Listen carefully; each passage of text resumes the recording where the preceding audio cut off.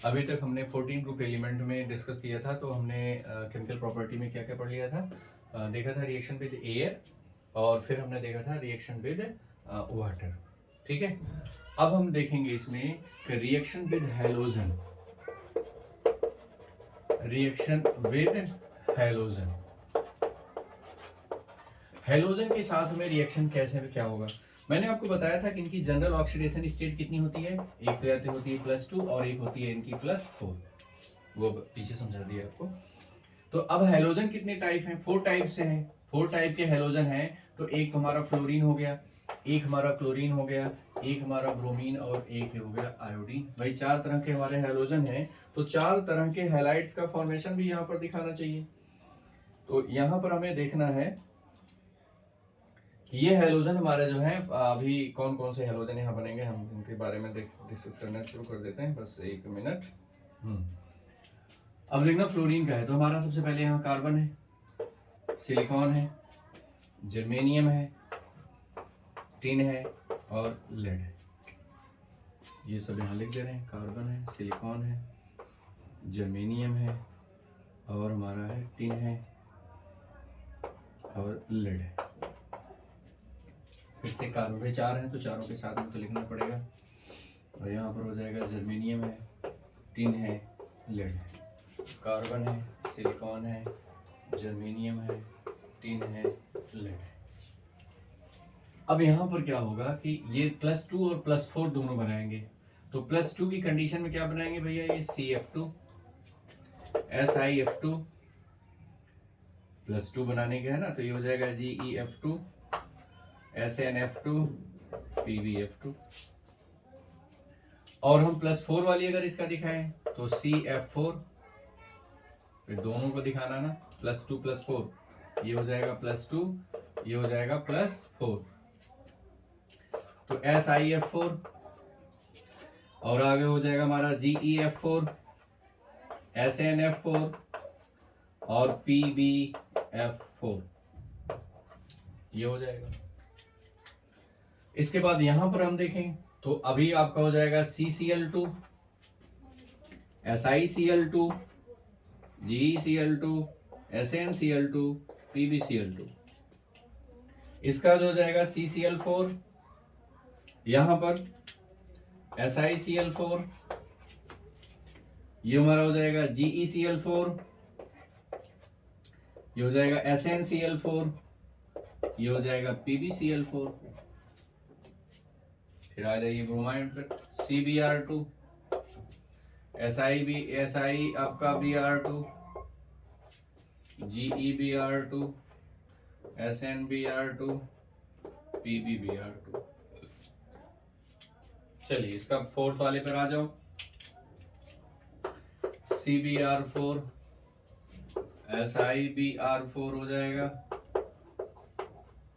यहां पर हो जाएगा हमारा GeBr4 हो जाएगा,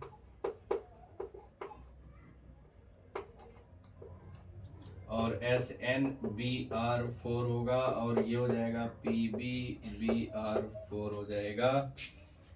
I2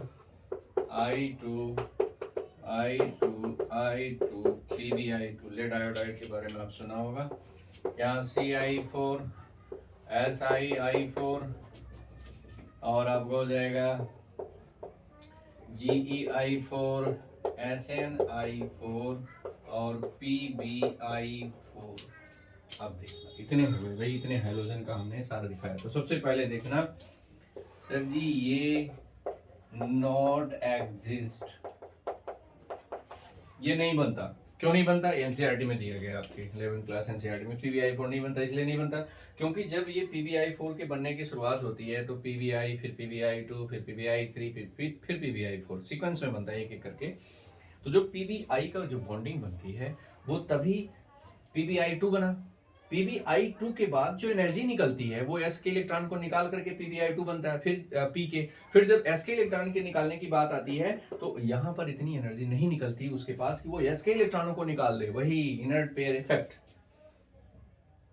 इनर्ट पेयर इफेक्ट का मतलब देखो समझो, यहाँ पर हमने अब बात किया था तो आपको बताया था यहाँ पर हो जाएगा हमारा जीनोन हो जाएगा, और हो जाएगा जीनॉन रेडॉन। हीलियम कार्बन है, ठीक है, और ये हो जाएगा हमारा कार्बन सेकेंड ग्रुप का हो गया, ठीक है। ये 3 ये 4 ये 5 ये 6 ये 7 है, तो हीलियम हो जाएगा हमारा, helium, neon, argon, krypton, xenon, radon. हमने आपको बताया था यहाँ पर रेडॉन, और यहाँ मैंने बताया था आपको 6s2 एंड 6p2, ये था हमारा पीबी का इलेक्ट्रॉनिक कॉन्फ़िगरेशन। देखिए क्या है, PbI2 तब बनेगा जब ये दो पी के निकलेंगे इलेक्ट्रॉन और ये I2 दो यहाँ पे जुड़ेंगे, पीबी पर +2 चार्ज होगा, तो दो आयोडाइड आयन आप आके जुड़ेंगे इसके साथ। अब क्या है, जब इस दो के बाद 4 होना होगा तो PbI4 बनाएगा, PbI4 बनाएगा तो एस वाले ये भी दोनों हटने चाहिए। फिर यहाँ पर मैंने आपसे कहा था कि यहाँ पर आपका 4f पर इलेक्ट्रॉन आए थे, 4f14, लेंथेनॉइड कॉन्ट्रैक्शन जिसे बोलते हो, 3d 4d 4f, ये सबका शिल्डिंग इफेक्ट बहुत कम है और इनका अट्रैक्शन फोर्स s पर बहुत ज्यादा है। तो भैया इसको इलेक्ट्रॉन को निकालने के लिए, आयोनाइज करने के लिए और PbI4 बनाने के लिए बहुत ज्यादा एनर्जी की जरूरत पड़ेगी, क्योंकि न्यूक्लियस के पास अट्रैक्शन बहुत ज्यादा है और यहां से इतनी एनर्जी नहीं निकली होती है 6p2 के इलेक्ट्रॉनों को निकालने के बाद, आयोडीन के जुड़ने के बाद जो एनर्जी निकलती है वो इतनी ज्यादा नहीं होती कि 6s के इलेक्ट्रॉनों को भी निकाल सके, क्योंकि ये 6s का अट्रैक्शन फोर्स न्यूक्लियस से बहुत तगड़ा है और इसलिए नहीं निकाल सकता हो, और PbI4 पॉसिबल नहीं है। तो एक बात ये आपके एनसीईआरटी में दिया है, ध्यान रखेंगे।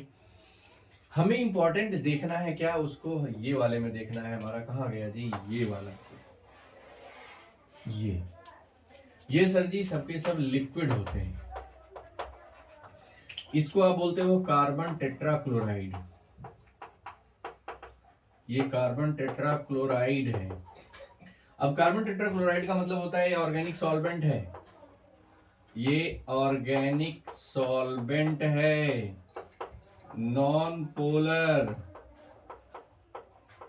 इसमें बहुत सारी चीजें ऑर्गेनिक रिएक्शन कराते हो कि कार्बन टेट्राक्लोराइड की प्रेजेंस में CS2 से रिएक्शन कराओ, सल्फोनेशन, ये सब बहुत काम आता है। ये सब के सब लिक्विड कंडीशन में होते हैं, SnCl4 PbCl4, ये सारी चीजें ध्यान रखना, ये सब के सब लिक्विड स्टेट में होते हैं। ये देखना है, ये बहुत इंपॉर्टेंट है। यहां पर लोन पेयर एक फिक्स होता है, इसको क्या बोलते हैं, डाइक्लोरोकार्बीन, क्लोरोकार्बीन इसको बोलते हैं, डाइक्लोरोकार्बीन। ये बहुत अच्छे तरीके का, हाईली रिएक्टिव, बहुत ही रिएक्टिव, हाईली रिएक्टिव रिएजेंट है, ये बहुत तेजी से रिएक्ट करता है ऑर्गेनिक केमिस्ट्री में, एल्कीन के साथ में रिएक्शन में बहुत बढ़िया इसका रोल है, एल्काइन एल्कीन के साथ में, वहां पर ऑर्गेनिक केमिस्ट्री में पढ़ेंगे डाइक्लोरोकार्बीन, reaction of alkene with carbene, ध्यान रखना, वहां पढ़ेंगे आप, बहुत डिटेल में है इसके साथ। एल्कीन का जब वो जो एनालिसिस पढ़ते हो उसके बाद एक रिएक्शन आती है एल्कीन का कार्बीन के साथ रिएक्शन, डाइक्लोरोकार्बीन, बहुत बढ़िया रिएक्शन होती है इसके साथ। तो ये भी ऑर्गेनिक केमिस्ट्री में बहुत ज्यादा यूज होता है, ठीक है। बाकी के और जितने हैं उनकी भी बहुत सारी केमिकल रिएक्शन होती हैं, लेकिन हम सबके बारे में उतना नहीं जानते हैं, मतलब जानने की पढ़ेंगे तो यही पढ़ते रह जाएंगे। अब आपका देखो क्या दिया इन्होंने यहाँ, ये इंपॉर्टेंट जो आपका दिया गया आपके एनसीईआरटी के अकॉर्डिंग जो पूछेंगे, ये दोनों आ जाओ, ये भैया आयनिक है, बाकी के सारे कोवैलेंट हैं, मतलब covalent hydride, covalent halide, covalent halide का फॉर्मेशन होता है, ऑल कोवैलेंट हैलाइड एक्सेप्ट, यहां मैंने बता दिया आपको SN4, SnF4 एंड PbF4 ये आयनिक होते हैं, बाकी की जितने बने हैं सर जी, जो बन सकते हैं, जो नहीं बन सकते हैं, जो बने हुए हैं वो अगर बात करोगे तो आयनिक यहाँ पर ये होते हैं, बाकी कोवैलेंट होते हैं। ये दोनों सर जी कैसे होते हैं, ये मस्त काम है, ये होते हैं लुईस एसिड, ये लुईस एसिड का काम करते हैं, अभी दिखाएंगे लुईस एसिड में बहुत बढ़िया रोल प्ले करते हैं भैया। कहीं से इनसे ऑर्गेनिक केमिस्ट्री में क्या यूज कर सकते हो, इनसे आप इलेक्ट्रोफाइल बना सकते हो, इलेक्ट्रोफाइल का यूज करते हैं बनाने में होता है यहाँ पर। ये CF2 में बोलते हैं डाइफ्लोरोकार्बीन, डाइफ्लोरोकार्बीन होता है, ये बहुत ही लेस स्टेबल होता है, बहुत ही लेस स्टेबल होता है, इसका हाफ लाइफ बहुत कम होता है, लेस स्टेबल होता है, हाईएस्ट रिएक्टिव होता है, बहुत ही ज्यादा हाईली रिएक्टिव होता है, जल्दी से रिएक्टिव कोई करने के लिए इसका यूज करते हैं। देखना, हाँ ये आ गया, एक बढ़िया काम आ गया इसका, बहुत ही ज्यादा रिएक्टिव है, मतलब use in preparation of Teflon polymer, CF2 को पॉलीमराइजेशन करा करके ये प्रिकर्सर के रूप में यूज होता है। As a precursor means start करने वाला, बनाने वाला। तो इनके बारे में हमने यहाँ पर देख लिया। तो जो मेन है मैंने अंडरलाइन कर दिया, इनके बारे में ध्यान रखेंगे आप, ये इंपॉर्टेंट है, ठीक है। और मैंने आपको बता ही दिया वहां पर वो अवेलेबल और नहीं होता, वो क्यों नहीं अवेलेबल होता, ये मैंने इसके पीछे यहाँ रीजन समझाया था आपको, इसे हटा दे रहा हूँ। तो ये हो गया जी हमारा कुछ हैलोजन के साथ रिएक्शन, 14th ग्रुप एलिमेंट के साथ कौन कौन से रिएजेंट कहाँ बनते हैं, इसको हम एज ऑर्गेनिक सॉल्वेंट का यूज करते हैं, इसको हम एज लुईस एसिड लेंगे। अब अभी इनमें हम देख भी लेते हैं कि इनका बिहेवियर आगे क्या क्या आता है। ये लिक्विड स्टेट में होते हैं, ध्यान रखना, बाकी के कुछ सॉलिड कंडीशन में आते हैं। तो चलिए अब हम इनके आगे बढ़ेंगे। अभी तक हमारे जो हैलाइड बने हुए हैं, इन सभी हैलाइड को हम क्या करें, इन सभी हैलाइड की रिएक्शन हम करा दें, इन सभी हैलाइड की रिएक्शन करा दें किसके साथ, हेलोजन के साथ। तब देखिए क्या होता है। ये जो लुईस एसिड वाला है और यहां पर हमारा ये वाले में दिया गया, ये भी एक तरीके से लुईस एसिड की तरह बिहेव कर सकते हैं, SiCl4 और आपका Ge आपका दिया गया। तो इसमें हम देखेंगे SiF4। अगला टॉपिक हम यहां लिख सकते हैं, reaction of halide with halogen. फिर से हैलोजन से एक बार इनके हैलाइड की रिएक्शन देखो क्या बनाते हैं। ऑर्गेनिक केमिस्ट्री का यहां से कुछ फायदा होगा। कौन कौन सा है, जैसे मान लीजिए SiF4 है, और कौन सा है, GeF4 है, जो मैंने आपको बताया यहां पर लुईस एसिड की तरह जो बिहेव करने वाले हैं। अगर इनको आप फ्लोरीन के साथ रिएक्शन करा दो, अगर आप इनको यहां पर फ्लोरीन के साथ रिएक्शन करा दो, तो ये बनाते हैं SiF6-2 और ये बना देगा Ge, यहां पर GeF6-2। ये आपके एनसीईआरटी में दिया हुआ है कि SiF4 या SiF6 बना सकता है, GeF4 GeF6 बना सकता है, कॉम्प्लेक्स आयन बना सकता है। वहां पर भी यही कहानी है, कॉम्प्लेक्स 6 फ्लोरीन आएंगे और सभी अपना अपना इलेक्ट्रॉन लोन पेयर देंगे। तो चूंकि SI पर यहाँ +4 है, तो +4 तो +6 6 फ्लोरीन है, 6 पे 6 निगेटिव है, SI पर +4 है, तो +4 +6 -4 बैलेंस हो जाएंगे, -2 बचेगा। ऐसे यहां पर होगा।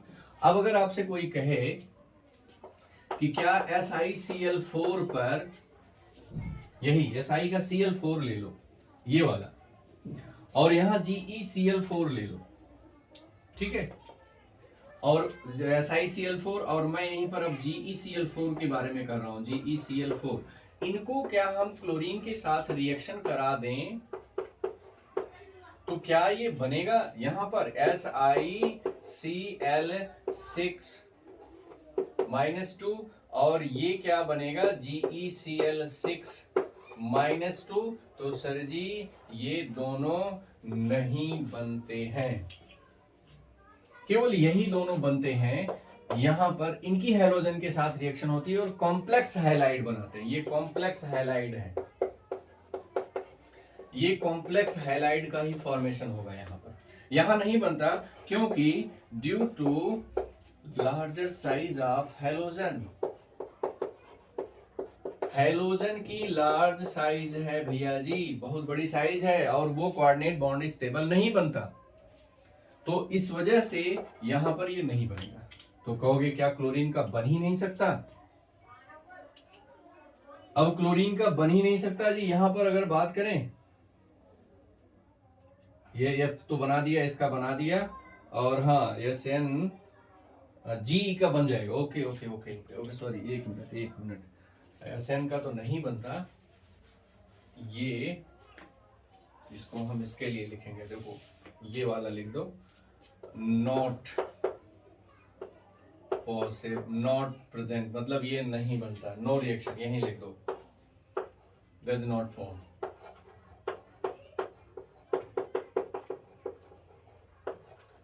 Due to larger size of किसका, chlorine, and with respect to, किसके रिस्पेक्ट में, सिलिकॉन की साइज छोटी पड़ती है, क्लोरीन की बड़ी पड़ती है, इसे होल्ड नहीं कर पाता, सिलिकॉन डज नॉट होल्ड,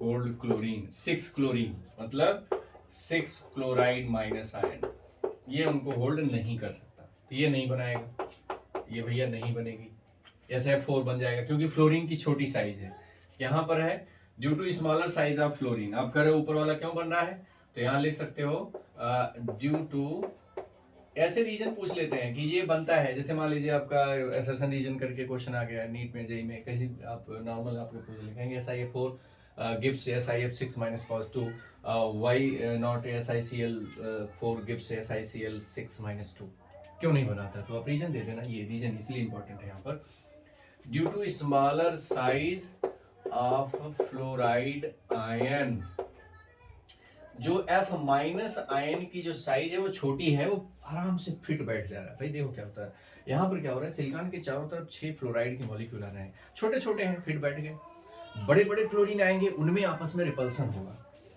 आपस में रिपल्सन होगा, क्लोरीन के एलिमेंट जो लोन पेयर होते हैं उनके बीच में रिपल्सन होगा, और साथ में 6 क्लोरीन को उसको बैलेंस करना, उसको होल्ड रखना, उसकी भी तो साइज होनी चाहिए, जैसे खूब बड़ी साइज का होगा तो उस पर बहुत सारे लोग आ सकते हो, छोटी सी चीज होगी तो कैसे उस पर फिट बैठ पाओगे, तो यहां पर ये दिक्कत आ जाती है। लेकिन GeCl4 की अगर हम बात करें, यहां पर GeCl4 की अगर आप क्लोरीन से रिएक्शन कराओगे तो भैया जी ये बना देगा GeCl6 माइनस 2, ये बनेगा, ये पॉसिबल है, पॉसिबल है, प्रेजेंट मतलब ये एक तरीके से देखें तो possible due to large size, जो बड़ी साइज का, large size of GE is can hold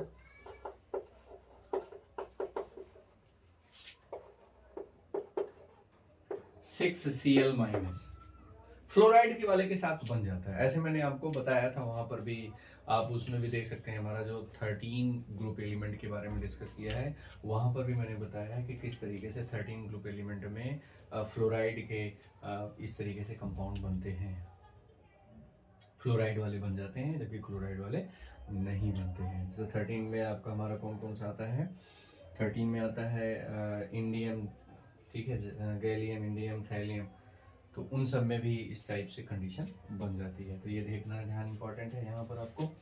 ये देखो, ये वाला दोनों बता दिया, GeF4 यहाँ पर बनता है, और ये यहाँ पर SiCl4, ये भी एज लुईस एसिड के रूप में आप यूज करके मैंने देखा है SiCl4 और GeCl4, ये बनाएगा, ये नहीं बनाएगा, वो वाला नहीं बनेगा, फ्लोरीन वाला बनेगा, क्लोरीन वाला में ये देगा, वो नहीं देगा, तो रीजन मैंने आपको बता दिया यहाँ पर।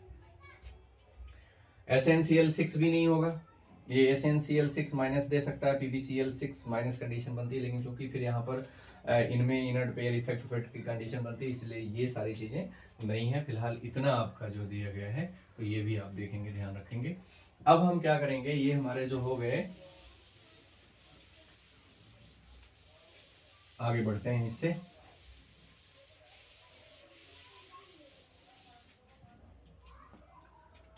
नेक्स्ट टॉपिक आ जाएगा reaction of halide with water, reaction of halide जो दिया गया है विद वाटर, वाटर के साथ जी इन हैलाइड की रिएक्शन कराओ तो देखो क्या होता है। अब वाटर के साथ रिएक्शन कराएंगे इन हैलाइड का, तो गजब इसमें देखना इंपॉर्टेंट है, ये आपके एनसीईआरटी में भी दिया गया है, reaction of halide with water. जैसे मान लीजिए हमने SiCl4 लिया, SiCl4 ये वाले, इसकी वाटर के साथ रिएक्शन कराएंगे तो एक सीक्वेंस बाय सीक्वेंस इसमें क्या होता है कि Si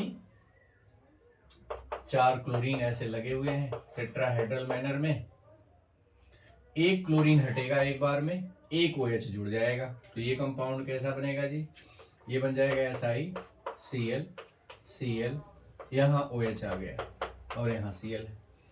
फाइनली इससे हटते हटते क्लोरीन का क्या बन जाएगा, SiOH OH OH OH, इसको हम कहते हैं हाइड्रोलिसिस। हाइड्रोलिसिस का मतलब होता है कि किसी भी सॉल्ट को वाटर के साथ रिएक्शन कराओ और उसके किसी कंपोनेंट को हटा करके वाटर का कोई कंपोनेंट उसमें जुड़े, या तो वाटर जुड़ जाए या तो वाटर का वो कोई OH माइनस उसके साथ ऐड हो जाए, इसको हाइड्रोलिसिस कहते हैं। हाइड्रोलिसिस भी होता है, एस्टर का भी होता है, एसिड का होता है, एस्टर का होता है, भैया बहुत होते हैं इन सबसे। लेकिन यहाँ पर हाइड्रोलिसिस किसी सॉल्ट का मतलब वाटर के किसी एक कंपोनेंट का यहाँ पर किसी को हटाकर उसकी जगह जोड़ना इस हाइड्रोलिसिस होता है। तो ये वाटर का हाइड्रोलिसिस होता है। हाइड्रोलिसिस होने के साथ फाइनल आपका ये बनता है कंपाउंड, और इस कंपाउंड को हम बोलते हैं सैलिसिक एसिड। सैलिसिक एसिड बनता है, जैसे वहां पर हमने बताया था आपको स्टैनिक एसिड, वैसे यहाँ पे सैलिसिक एसिड बनता है। ये सैलिसिक एसिड है, SI, इसको लिख सकते हो आप SiOH का होल 4, सैलिसिक एसिड, SI पे +4 चार्ज यहाँ पर आ जाएगा और ये सैलिसिक एसिड बनेगा। तो ये यहाँ पर हमारा इस तरीके से ये फॉर्मेशन हो गया सैलिसिक एसिड।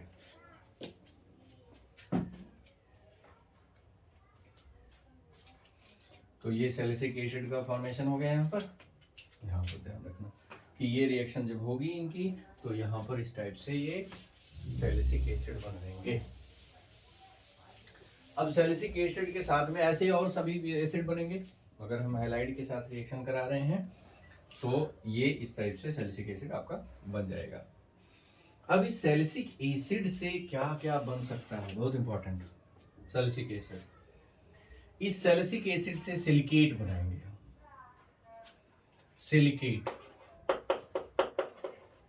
सिलिकेट्स। अब देखना क्या होता है, ये सैलिसिक एसिड में अगर मैं क्या करूं कि यहाँ सिलिकॉन है, अब इस सिलिकॉन की अगर हम टेट्राहेड्रल 3 डायमेंशनल स्ट्रक्चर देखें यहाँ पर दिखाएं तो एक OH है, एक OH है, यहाँ पर आप दिखा सकते हो डॉटेड लाइन में ऐसे दे रहा हूं, ये OH है। आप इसको डॉटेड लाइन का मतलब अंदर प्लेन के अंदर के दिखा सकते हो, और यहाँ पर एक प्लेन में हमने OH दिखा दिया। This is a tetrahedral structure of salicylic acid. ये टेट्राहेड्रल स्ट्रक्चर हो गई हमारी सैलिसिक एसिड की, tetrahedral structure of salicylic acid SiOH whole 4। अब क्या होगा कि इन सभी हाइड्रोजन को हटा दो, ये वाला हाइड्रोजन जो यहाँ दिया गया इस हाइड्रोजन को हटाओ, एक एक हाइड्रोजन को यहाँ से हटाते जाओ। जैसे ये वाला हाइड्रोजन इसको हटा दो, ये वाला हाइड्रोजन हटा दो, ये वाला हाइड्रोजन हटा दो, ये वाला हाइड्रोजन हटा दो, तो क्या बनेगा ये, पहले ये सोडियम से हमें इसे रिएक्शन करा दिया गया, ठीक है, सोडियम से रिएक्शन कराएंगे सभी हाइड्रोजन हट जाएंगे, वाटर बन जाएगा। तो इसका मतलब अगर यहाँ से रिएक्शन कराएं तो ये कुछ ऐसे बन जाए O-, यहाँ पर हमारा हो जाएगा Si, और ये हो गया O-, यहाँ से हो गया डॉटेड लाइन में ये दे दो यहाँ पर इस तरीके से O-, और यहाँ पर ये हो गया हमारा O-, ये हो गया इस टाइप से हमारा ये बन गया।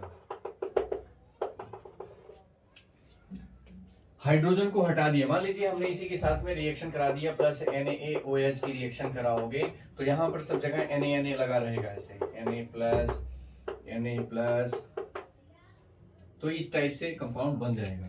तो एक्चुअल में क्या है, इसे वाटर में डिसॉल्व करेंगे तो यहाँ कंडीशन इस टाइप से ही बनी रहेगी कि O पर माइनस, O पर माइनस, O पर माइनस, O पर माइनस। इसको क्या बोलते हैं, सैलिसिक एसिड से ये हमारा बन गया सिलिकेट, सिलिकेट आयन ये हो गया।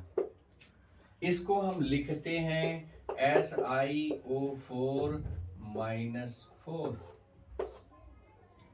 ये इस टाइप से हमारा कंपाउंड ये बन जाता है। SiO4 का ये ब्रैकेट में भी बाहर आप लगा सकते हो -4। ये बन गया हमारा सिलिकेट आयन। तो ये सिलिकेट आयन हमारा जो बन रहा है SiO4-2 बन गया हमारा। हाँ ठीक है जी,